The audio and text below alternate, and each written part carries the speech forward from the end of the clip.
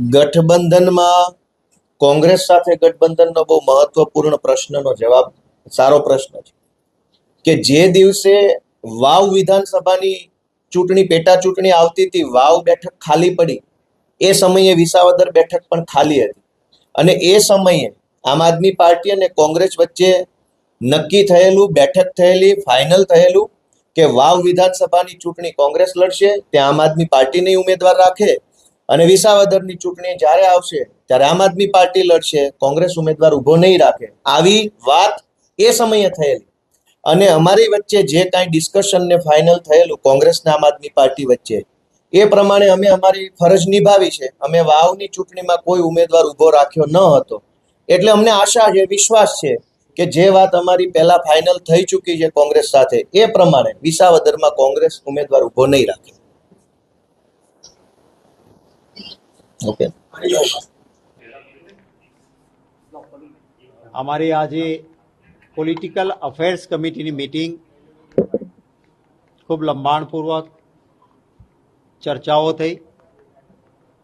એક talent hunt અને કાર્યકર્તાના દિલમાં શું છે અને શું આગળની સંગઠનના નવસર્જન માટેની ને મજબૂતી બનાવવા માટેની વાત એ રાષ્ટ્રીય કક્ષાએ થઈ. એનો પાયલટ પ્રોજેક્ટ ગુજરાતમાં લાગુ પડે છે, એના અંગેની વિસ્તૃત ચર્ચાઓ કરી છે. ગુજરાતમાં 2 પેટા ચૂંટણીઓ વિધાનસભાની આવી રહી છે, ત્યારે પોલિટિકલ અફેર્સ કમિટીમાં ચર્ચાઓ થઈ. આજે ગઠબંધનનો કેટલોક ધર્મ હોય છે. આમ આદમી પાર્ટીએ પોતાની રીતે પોતાનો કેન્ડિડેટ જાહેર કરી દીધો છે. અગાઉ રાષ્ટ્રીય કક્ષાએ અમારું ઇન્ડિયા ગઠબંધન છે, ઇન્ટેક્ટ છે અને રહેવાનું છે. રાજ્યોની પરિસ્થિતિમાં રાજ્યો પોતાની રીતે નિર્ણય કરતા હોય છે. જેમ કે હરિયાણામાં હું પ્રભારી હતો, હું જાણું છું હરિયાણામાં કોંગ્રેસની સરકાર દિવાલ પર લખેલું હતું, બનતી હતી. આમ આદમી પાર્ટીનું સંગઠન ત્યાં લગભગ 0 હતું, પરંતુ આમ આદમી પાર્ટીએ હુડ્ડાજીએ કેટલીક સીટો ઓફર કરવા છતાં એ ઠુકરાવીને આમ આદમી પાર્ટી લડી. હરિયાણામાં પરિણામો ખરાબ આવ્યા.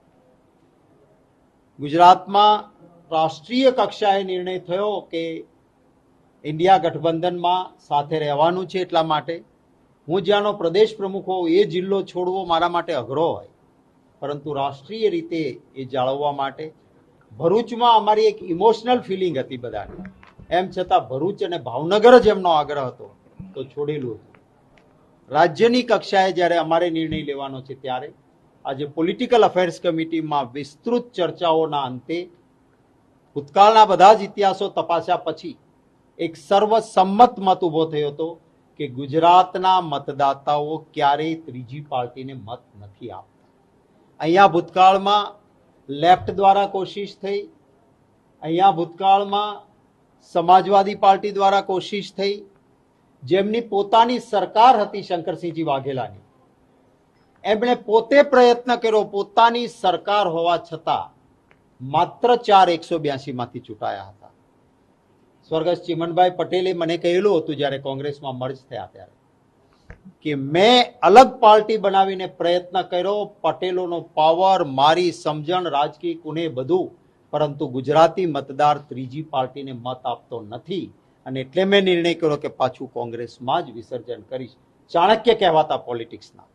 એટલે આમ આદમી પાર્ટી ને એક હવા ઉભો કરીને 11% મતો તોડીને કોંગ્રેસ પાર્ટીને જબરજસ્ત નુકસાન કર્યું એમણે. પરંતુ ગુજરાતી મતદાતાએ એમ છતાં વધારે મતો તો કોંગ્રેસને જ આપ્યા. મુખ્ય વિરોધ પક્ષ એ કોંગ્રેસ પાર્ટી જ રહી છે.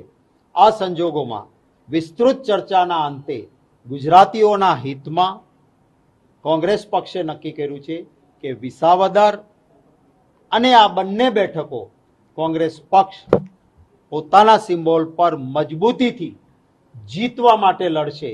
અને હું વાલા ગુજરાતીઓને વિનંતી કરીશ કે આપ અમારી આ જે ગુજરાતીઓના હિત માટેની લડત છે ત્યારે એક મજબૂત વિરોધ પક્ષ અત્યારે બને, એટલા માટે બંને જગ્યાએ કોંગ્રેસને મતદાતાઓ મત અને આશીર્વાદ આપે. અને 2027માં સેવાની સાધના માટે આજે મજબૂત વિરોધ પક્ષ બનવા માટે આ બંને સીટ જીતાડો. આવતા દિવસોમાં પૂરા આશીર્વાદ સાથે સત્તાની માત્ર પડાવી લેવાની ભાવનાની સેવાની સાધના માટે કોંગ્રેસ પોઝિટિવ એજન્ડાથી આવે ત્યારે 2027માં સત્તાના સૂત્રો મારા વહાલા ગુજરાતીઓના આશીર્વાદથી મળે એવી નમ્ર પ્રાર્થના. એક જૂની અને જાણીતી વાત છે, બડી દેર કર દી હુઝુર આપને આતે આતે.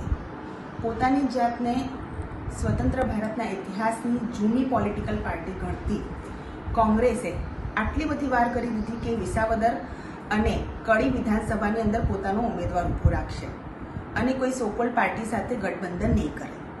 પોલિટિકલ અફેર્સ કમિટીમાં કોંગ્રેસનો જે નિર્ણય લેવા છે આમની આંતરિક બાબત છે, પણ હજુ સુધી જેની અંદર નિર્ણય ક્ષમતા નથી, જેમની પાસે કાર્યકર્તા નથી, જેમની પાસે નેતા નથી, એવી કોંગ્રેસ જેણે 30 વર્ષ પહેલાંથી જ ગુજરાતની શાણી અને સમજુ જનતાએ જાકારો આપી દીધો છે.